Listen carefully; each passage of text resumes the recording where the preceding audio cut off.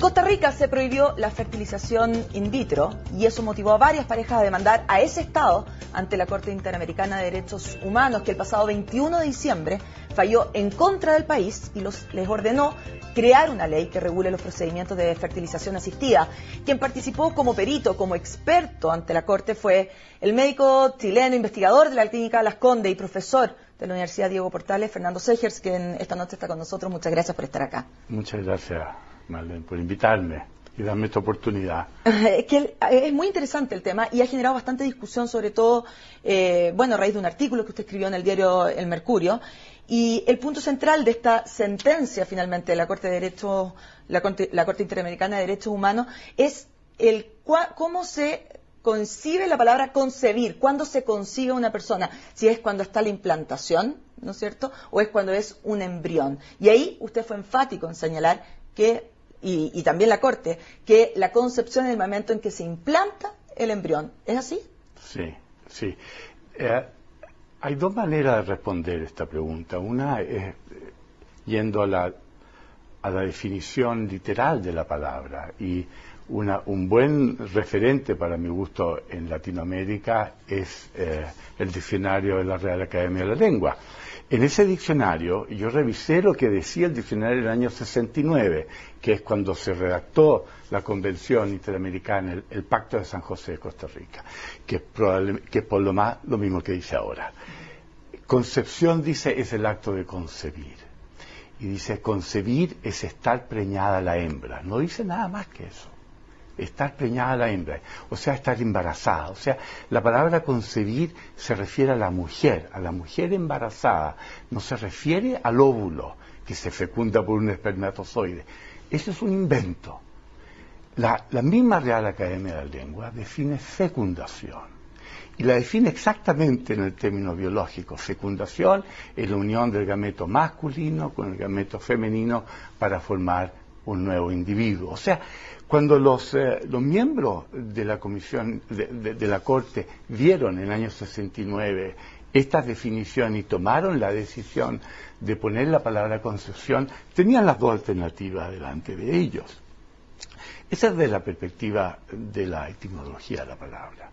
De la perspectiva científica, lo que más se usa en inglés, conception rate. Y conception rate, tasa de concepción, se refiere a tasa de embarazo, no se refiere a fecundación. Así que desde la perspectiva médica y desde la perspectiva de la literatura, del habla castellano, español, la palabra concepción se refiere a la implantación del embrión, o sea, al embarazo.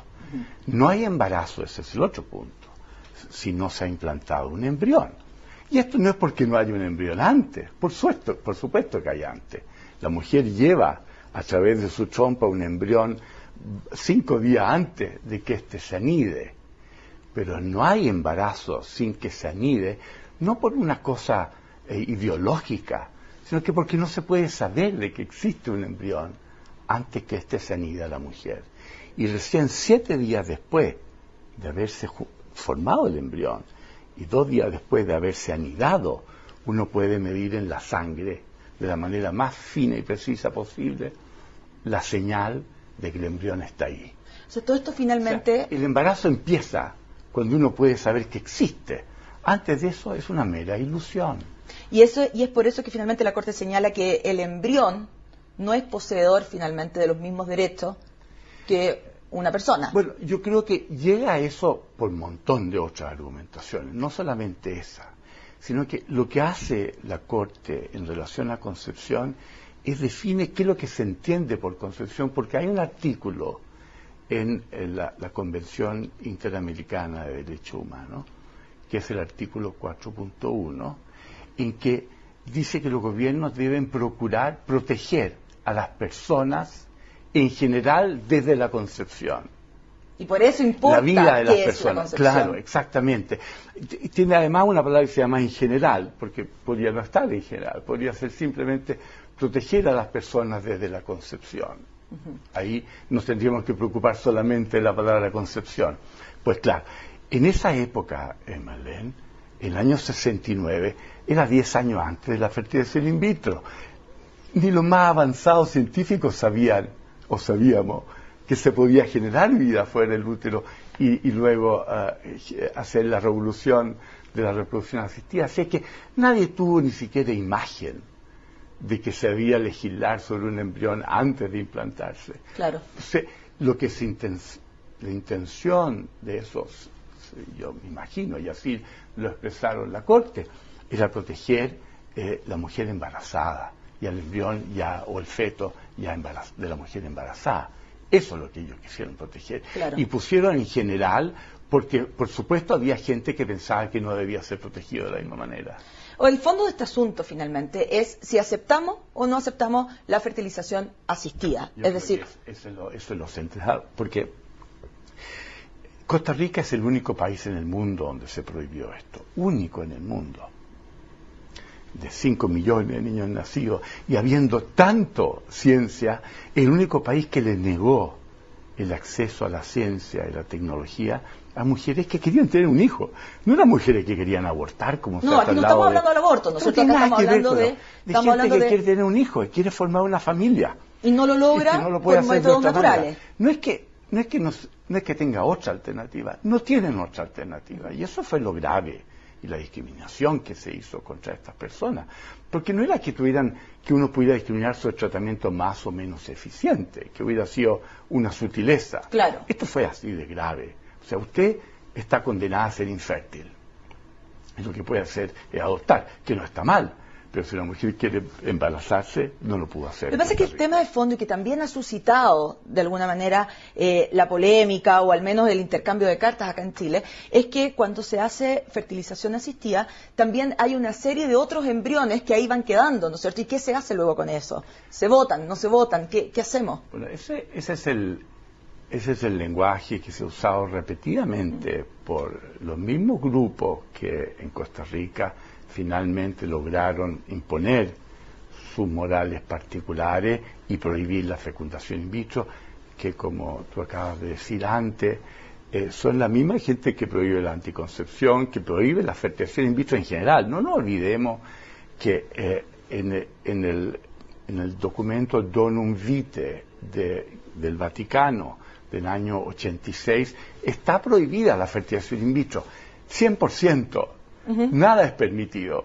Ahí no hay sutileza de decir, esto lo permitiríamos si pasa esto o si pasa esto otro.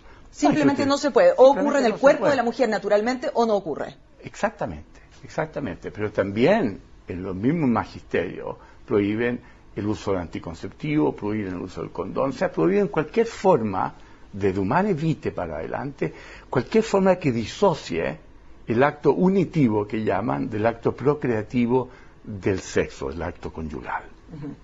Si se disocia con anticonceptivo está prohibido. Si se logra la procreación no mediada por el sexo también está prohibido. O sea, pero usted lo que argumenta finalmente es que eso es una moral particular de un grupo que tienen perfecto derecho de tenerla, o sin embargo usted lo que está diciendo es que eso mucho poder allá y por eso lo impusieron y en otros países no se imponen porque no tienen suficiente poder para imponerlo. ¿No? Claro, pero lo que usted está argumentando, o también lo que argumentó la Corte finalmente, es que una persona que tiene esas creencias está muy bien que lo haga o no lo haga. Sin embargo, desde el Estado no se puede prohibir a que las personas lo hagan. Eso es exactamente así. ¿Y usted qué cree que es lo que se debe hacer? Porque yo vi su intervención cuando se estaba en la Corte dilucidando esto, y usted también hablaba de que en la propia naturaleza, de que es natural finalmente, que muchos de estos embriones fecundados, ¿no es cierto?, embriones finalmente, naturalmente no se implanten. Somos una especie extremadamente ineficiente reproductivamente. Si fuera por nuestra capacidad de renovarnos, habríamos desaparecido hace mucho tiempo. Hemos permanecido porque podemos proteger a nuestras crías, no tenemos depredadores, en fin, por un montón de razones, por la inteligencia. Pero somos ineficientes reproductivamente. Entonces, déjame darte algunos números que yo creo que explican esto. Si uno parte de 100 personas sanas y fértiles, jóvenes, que ya han tenido un hijo, se han probado ser fértiles, que tienen menos de 34 años, es la pareja ideal.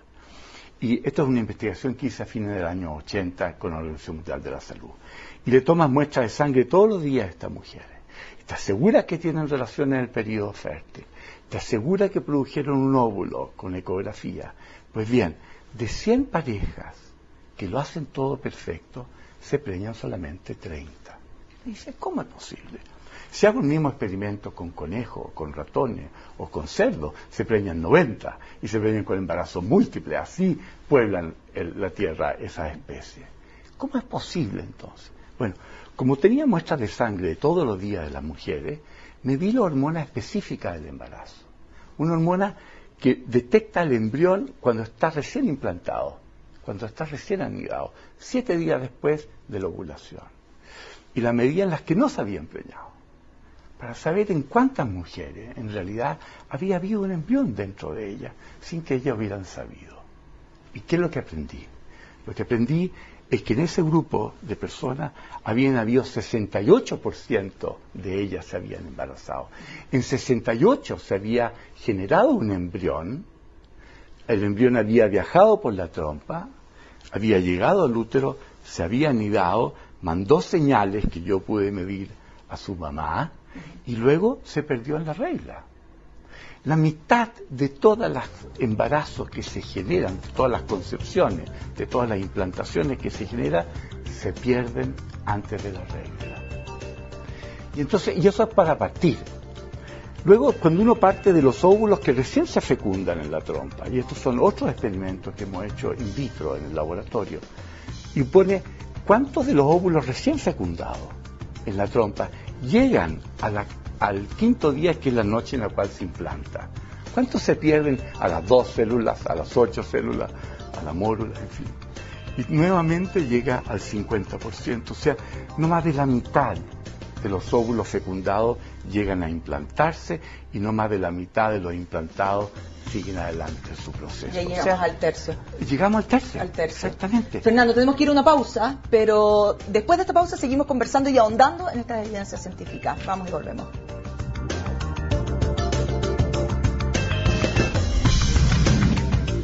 Seguimos conversando con el doctor investigador de la Clínica Las Condes, Fernando Seger, sobre el caso de la Corte Interamericana de Derechos Humanos y Costa Rica, que obligaron o recomendaron a ese Estado modificar sus leyes para que sí pueda haber fertilización in vitro. Y antes, o fertilización asistida más bien, antes de irnos a la pausa estábamos hablando de que en la naturaleza humana, 1/3 de los embriones fecundados, ¿no es cierto?, de los embriones, finalmente no llegan, solo 1/3 llegan a embarazo, 2/3 no llegan a embarazo. Sí. ¿Qué ocurre? Por lo tanto, y lo que decíamos al principio, que es la pregunta de fondo para muchos, con la fertilización asistida y aquellos embriones que tampoco llegan a finalmente antes de responder directamente a esa pregunta, quiero decir, porque estas son investigaciones que hice a lo final de los 80, pero al inicio del año 2000 hicimos las siguientes investigaciones en óvulos y tratamos de responder cuál es la proporción de óvulos que genera una mujer que tienen errores cromosómicos antes de encontrarse con el espermatozoide. Y esta es una pregunta recontra relevante porque es el error cromosómico lo que más determina la muerte embrionaria. Bien, lo que aprendimos es que mujeres, por ejemplo, entre 35 y 39 años, ya más del 50% de los óvulos que genera esa mujer tiene error en alguno de los cromosomas que no le va a determinar que no va a llegar a concebir. La mujer de 40 o 45 años es muy poco fértil, no porque no tenga óvulos, pueden tener muchos óvulos, sino que porque más del 70% de los óvulos que genera tiene error cromosómico. Entonces, esta es la realidad a la cual uno se enfrenta cuando hace fertilización in vitro. O sea, la gracia de la fertilización in vitro es cómo usar la ciencia y el conocimiento para darle a una mujer un tratamiento eficiente y seguro. Esa es la base de todo esto. Y entonces, cuando uno parte de esto, dice, bueno, si la mayor parte de los óvulos tienen error cromosómico, si la mayor parte de los embriones generados, donde quiera que se generen, se van a perder por su naturaleza, por su error cromosómico, por su alteración estructural, ¿cómo tengo que hacerlo para que la mujer pueda generar 1 o 2 embriones de buena calidad? Y esto es un embudo. Y por eso es que uno estimula a la mujer para que genere varios óvulos. Y trata de fecundar varios óvulos. ¿Para qué? Para que se produzca la muerte espontánea, que tiene que producirse. Para que ocurra lo mismo que ocurre en la naturaleza. Exactamente, lo mismo que le ocurre a cada mujer que se pone un embarazo mes tras mes en su cama y que no tiene que ir a un laboratorio. Lo mismo que hace mes tras mes, uno lo hace en un ciclo. Es decir, en vez de tener 12 óvulos en un año de ovulaciones todos los meses, esos 12 óvulos los pone en un instante. Porque estoy haciendo una analogía. Claro. Y entonces se va a producir reducciones. Tienen que haber muerte. Así es la naturaleza. Y entonces, si llega uno o llegan dos, se transfiere uno y se transfieren dos. Y si llegan más de eso, si llegan 3 o 4, el riesgo del embarazo múltiple, por ejemplo los triples y los cuádruples, es enormemente alto, tanto para los bebés como para la mamá. Y entonces ahí es cuando uno congela embriones, justamente para evitar la transferencia de más de 2, idealmente 1 o 2 embriones. Esa es la manera como se hace fecundación in vitro habitualmente. O sea, la mayoría de las mujeres optan también porque se congelen. No todas las mujeres aceptan la congelación embrionaria, pero en nuestra experiencia, por ejemplo, que son ya muchos miles de casos hechos, 2.3 a 3 y algo por ciento de las mujeres deciden no congelar. Existen, por supuesto, y uno lo puede hacer porque la mujer acepta la ineficiencia. O sea, cuando la mujer decide no congelar, tú no puedes partir de 7 o 5, claro. Tienes que partir de 2 o 3. Y puede que muera en el camino. Bueno, hay menores posibilidades, por lo tanto, de que ocurra efectivamente el embarazo. No solamente más ineficiente, sino que también obliga a la mujer a repetidos tratamientos, lo cual lo hace más inaccesible, más riesgoso. Acuérdate que hay una aguja de este porte que poner dentro de la mujer. O sea, esto no está libre de riesgo. Claro. Bueno, y ahí quedan algunos congelados. Vamos a ir a una pausa y después vamos a hablar qué ocurre finalmente con estos embriones que sí quedan congelados. Vamos y volvemos.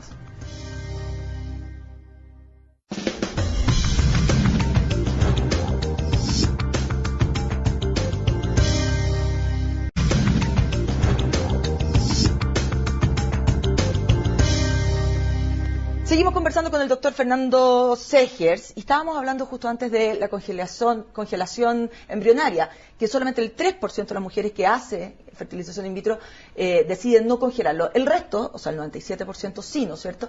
¿Qué pasa? Que para muchos ese es un gran tema con la congelación de estos embriones. Bueno, varía mucho lo que ocurre en distintos países en esto. En la mayor parte de Europa, en Estados Unidos, las personas que congelan embriones, la ley les da la autonomía para decidir qué es lo que hacen con sus embriones, no solamente con los congelados, sino que también con los frescos.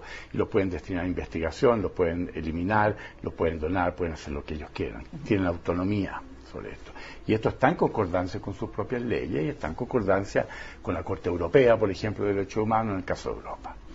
En el caso nuestro, aquí en Chile, todos los centros, no hay una legislación, como tú bien sabes, pero todos los centros operamos de la misma manera y hemos tomado decisiones al respecto. En mi institución, las personas que deciden congelar, vitrificar embriones, lo hacen con un consentimiento en el cual se obligan ellos a transferirlos. Y si ellos no lo van a transferir a ella misma, está obligado a donarlos. O sea, los embriones no se pueden eliminar. Y está puesto explícitamente de esa manera. O sea, no hay eliminación de embriones por el hecho. Congelar embriones no es sinónimo de eliminar embriones.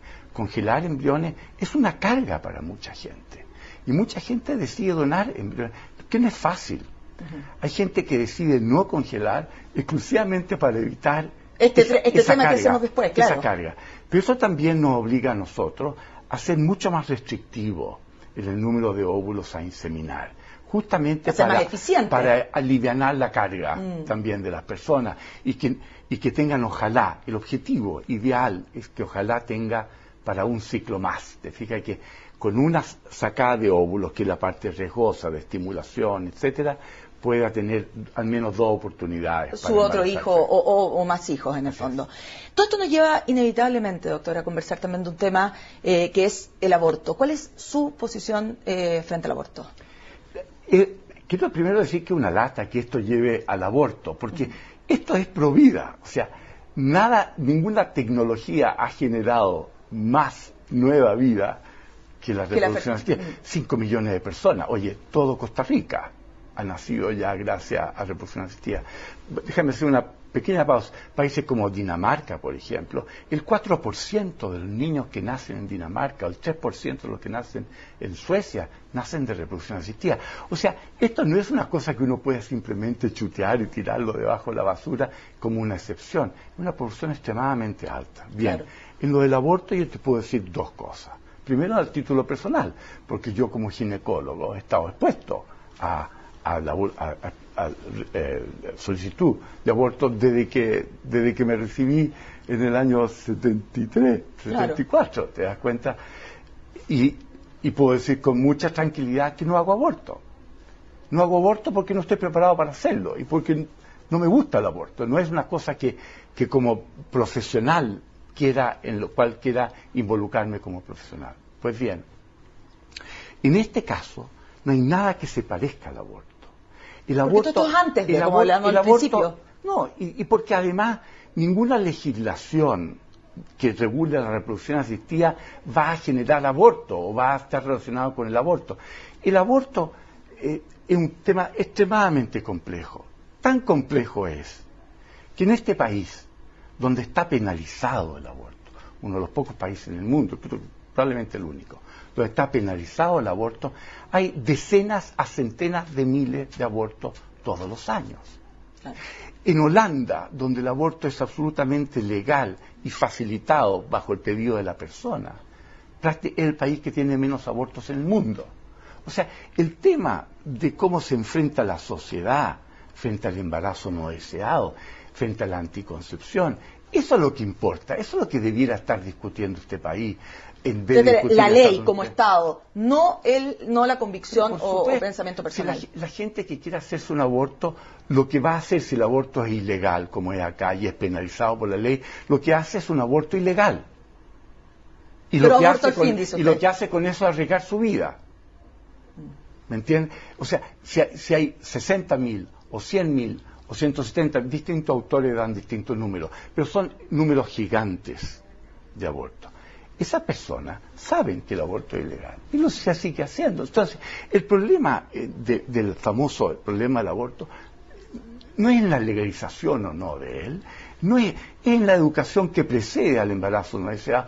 Déjame decirte 2 segundos. En Chile, 16% de las personas que nacen de adolescentes, de muchachas adolescentes. Pero si tú naciste en Vitacura, 3% nomás nacen de adolescentes. Pero si naciste en Cerro Navia, 22% nacen de adolescentes. ¿Te das cuenta? Esos son los problemas de este país. Educación, finalmente. Ese es el problema de este país. Fernando, muchas gracias por haber conversado con este importante tema con nosotros acá en CNN Chile. Muchas gracias por invitarme. Terminamos entonces esta entrevista y esta conversación con el doctor Fernando Segers. Los invito a seguir junto a CNN Chile.